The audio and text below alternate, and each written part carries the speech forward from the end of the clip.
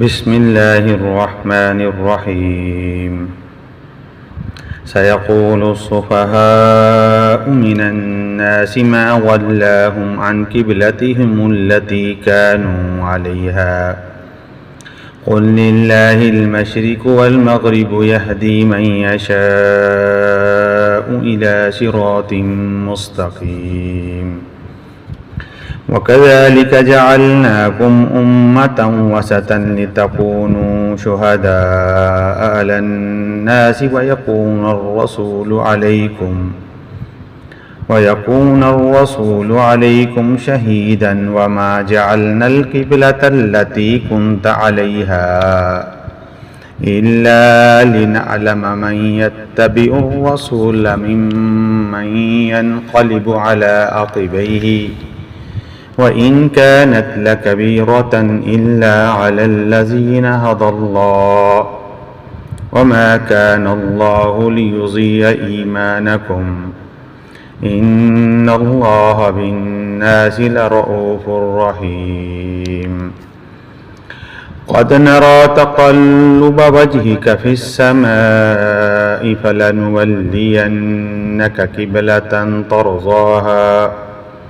فولي وجهك شطر المسجد الحرام وحيث ما كنتم فولوا وجوهكم شطره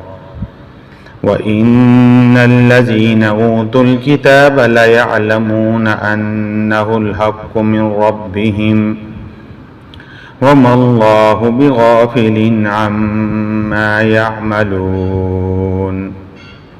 ولئن أتيت الذين أوتوا الكتاب بكل آية ما تبعوا قبلتك وما أنت بتابع قبلتهم وما بعضهم بتابع قبلة بعض ولئن اتبعت أهواءهم من بعد ما جاءك من العلم إنك إذا لمن الظالمين الذين آتيناهم الكتاب يعرفونه كما يعرفون أبناءهم وإن فريقا منهم ليكتمون الحق وهم يعلمون الحق من ربك فلا تكونن من الممترین۔ یہ سورۃ البقرہ کی آیت نمبر 142 سے 147 کا ترجمہ اور مختصر تفسیر ہے۔ عنقریب کہیں گے لوگوں میں سے احمق اور بیوقوف لوگ، کس چیز نے پھیر دیا انہیں اس قبلے سے جس پر یہ تھے؟ آپ کہہ دیجئے کہ اللہ ہی کے لیے مشرق اور مغرب ہے، اور جس کو چاہتا ہے سیدھے راستے کی طرف ہدایت دے دیتا ہے۔ اور اے مسلمانوں، اسی طرح تو ہم نے تمہیں ایک امت وسط بنایا ہے تاکہ تم لوگوں پر گواہ ہو اور رسول تم پر گواہ ہو، اور نہیں مقرر کیا تھا ہم نے وہ قبلہ جس پر اے نبی آپ پہلے تھے، مگر یہ جاننے کے لیے، یہ ظاہر کرنے کے لیے کہ کون رسول کی اتباع کرتا ہے اور کون پھر جاتا ہے الٹے پاؤں۔ اور یقیناً یہ بہت بڑی بات تھی، مگر ان کے لیے دشوار نہ تھی جن کو اللہ نے ہدایت دی، اور اللہ ہرگز تمہارے ایمان کو ضائع کرنے والا نہیں ہے۔ یقیناً اللہ تعالیٰ انسانوں کے حق میں بہت ہی شفیق اور بہت ہی رحیم ہے۔ اے نبی صلی اللہ علیہ وسلم، بلا شبہ ہم آپ کے چہرے کا بار بار آسمان کی طرف اٹھنا دیکھتے ہیں، سو ہم پھیر دیتے ہیں آپ کو اسی قبلے کی طرف جو آپ کو پسند ہے۔ تو بس آپ پھیر دیجئے اپنے رخ کو مسجد حرام کی طرف، اور اے مسلمانوں، جہاں کہیں بھی تم ہو اب اپنا چہرہ نماز میں اسی کی طرف پھیرو۔ اور یہ لوگ جنہیں کتاب دی گئی تھی جانتے ہیں کہ یہ تحویل قبلہ کا حکم حق ہے ان کے رب کی طرف سے، اور اللہ تعالیٰ غافل نہیں اس سے جو وہ کر رہے ہیں۔ اور اے نبی صلی اللہ علیہ وآلہ وسلم، اگر آپ ان اہل کتاب کے سامنے ہر قسم کی نشانیاں پیش کر دیں تب بھی یہ آپ کے قبلے کی پیروی نہیں کریں گے، اور نہ ہی اب آپ پیروی کرنے والے ہیں ان کے قبلے کی، اور نہ ہی وہ ایک دوسرے کے قبلے کی پیروی کرنے والے ہیں۔ اور اے نبی صلی اللہ علیہ وآلہ وسلم، اگر بالفرض آپ نے ان کی خواہشات کی پیروی کی اس علم کے بعد جو آپ کے پاس آ چکا، تو بلا شبہ آپ بھی ظلم کرنے والوں میں سے ہو جائیں گے۔ اور جن لوگوں کو ہم نے کتاب دی ہے وہ آپ صلی اللہ علیہ وآلہ وسلم کو پہچانتے ہیں جیسا کہ اپنے بیٹوں کو پہچانتے ہیں۔ البتہ ان میں سے ایک گروہ وہ ہے جو جانتے بوجھتے حق کو چھپانے والا ہے۔ یہ حق آپ کے رب کی طرف سے ہے، تو آپ ہرگز شک کرنے والوں میں سے نہ ہو جائیں۔ سَيَقُولُ السُّفَهَاءُ مِنَ النَّاسِ، اس آیت کریمہ کے اندر بتایا جا رہا ہے کہ نماز کے فرض ہونے کے بعد 16-17 مہینے تک انہوں نے بیت المقدس کی طرف رخ کر کے نماز پڑھی۔ اب انہیں بیت اللہ کی طرف کس چیز نے پھیر دیا؟ قُلْ لِلَّهِ الْمَشْرِقُ وَالْمَغْرِبُ، یہ وہی الفاظ ہیں جو تمہیں رکوع میں تحویل قبلہ کی تمہید کے طور پر آئے تھے کہ اللہ تعالیٰ کسی ایک سمت میں محدود نہیں، بلکہ مشرق و مغرب اور شمال و جنوب سب اسی کے ہیں۔ وَكَذَلِكَ جَعَلْنَاكُمْ أُمَّةً وَسَطًا، اب یہ خاص بات کہی جا رہی ہے کہ مسلمانوں، تم اس تحویل قبلہ کی تحویل کو معمولی بات نہ سمجھو، یہ علامت ہے اس بات کی کہ اب تمہیں وہ حیثیت حاصل ہو گئی ہے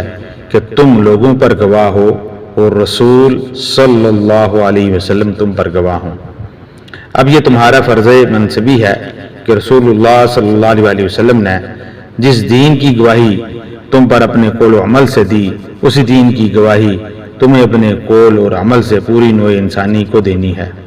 اب تم محمد صلی اللہ علیہ وسلم اور نوع انسانی کے درمیان واسطہ بن گئے ہو۔ وَكَذَلِكَ، اسی طرح سے مراد یہ ہے کہ تحویل قبلہ اس کا ایک مظہر ہے، اس سے اب تم اپنی ذمہ داریوں کا اندازہ کرو، صرف خوشیاں نہ مناؤ بلکہ ایک بہت بڑی ذمہ داری کا بوجھ تم پر آ گیا ہے، اس کا ادراک کرو۔ یہی بوجھ جب ہم نے اپنے بندے محمد صلی اللہ علیہ وسلم کے کندھوں پہ رکھا تھا تو انہوں نے کہا تھا اِنَّا سَنُلْقِي عَلَيْكَ قَوْلًا ثَقِيلًا، اے نبی ہم آپ پر ایک بھاری بات ڈالنے والے ہیں، وہی بھاری بات بہت بڑے پیمانے پر اب تمہارے کندھوں پر آ گئی ہے۔ یہاں اللہ تعالیٰ نے بیت المقدس کو قبلہ مقرر کرنے کی نسبت اپنی طرف کی ہے۔ یہ بھی ہو سکتا ہے کہ اللہ تعالیٰ نے ہجرت کے بعد وحی خفی کے ذریعے نبی کریم صلی اللہ علیہ وسلم کو بیت المقدس کی طرف رخ کر کے نماز پڑھنے کا حکم دیا ہو، اور یہ بھی ہو سکتا ہے کہ یہاں حضور صلی اللہ علیہ وسلم کا اجتہاد ہو اور اسے اللہ نے قبول فرما لیا ہو۔ رسول اللہ صلی اللہ علیہ وسلم کے اجتہاد پر اگر اللہ کی طرف سے نفی نہ آئے تو وہ گویا اللہ ہی کی طرف سے ہے۔ بیت المقدس کو قبلہ مقرر کیا جانا یہ ایک امتحان قرار دیا گیا، کون اتباع رسول کی روش پر گامزن رہتا ہے اور کون دین سے پھر جاتا ہے۔ اس آزمائش میں تمام مسلمان کامیاب رہے اور ان میں سے کسی نے یہ نہیں کہا کہ ٹھیک ہے ہمارا قبلہ وہ تھا اور اب آپ نے اپنا قبلہ بدل لیا ہے تو آپ کا راستہ اور ہے اور ہمارا راستہ اور۔ واقعہ یہ ہے کہ اتنی بڑی تبدیلی قبول کر لینا کوئی آسان بات نہیں، یہ بڑا حساس مسئلہ ہوتا ہے۔ ایمان سے مراد نماز ہے جسے دین کا ستون قرار دیا گیا ہے۔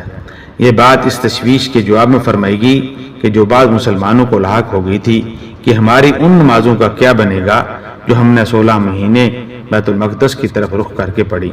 مسلمان تو رسول اللہ صلی اللہ علیہ وسلم کے حکم کے پابند ہیں۔ اس وقت رسول کا حکم وہ تھا، وہ اللہ کے ہاں مقبول ٹھہرا، اور اس وقت یہ حکم جو تمہیں رسول کی طرف سے مل رہا ہے اب تم اس کی پیروی کرو۔ وَلَئِنْ أَتَيْتَ الَّذِينَ، اس آیت کریمہ میں معلوم ہوتا ہے کہ خود رسول اللہ صلی اللہ علیہ وسلم کو تحویل قبلہ کے فیصلے کا انتظار تھا،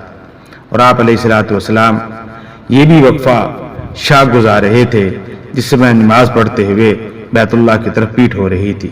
چنانچہ آپ کی نگاہیں بار بار آسمان کی طرف اٹھتی تھیں کہ کب جبریل امین تشریف لائیں اور کب تحویل قبلہ کا حکم نازل ہو۔ اس آیت میں محمد رسول اللہ صلی اللہ علیہ وسلم کے لیے اللہ کی طرف سے بڑی محبت، بڑی شفقت اور بڑی عنایت کا اظہار ہو رہا ہے۔ ظاہری بات ہے کہ رسول اللہ صلی اللہ علیہ وسلم کو بیت اللہ کے ساتھ بڑی محبت تھی اور آپ کے ساتھ آپ علیہ الصلوۃ والسلام کا قلبی تعلق تھا۔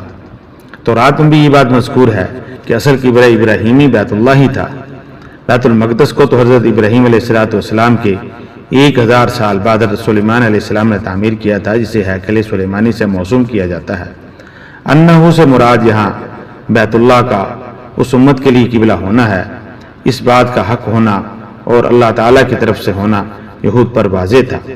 اور اس کے اشارات اور قرائن تورات میں موجود تھے، لیکن یہود اپنے حسد اور اناد کے سبب اس حقیقت کو بھی دوسری بہت سی حقائق کی طرح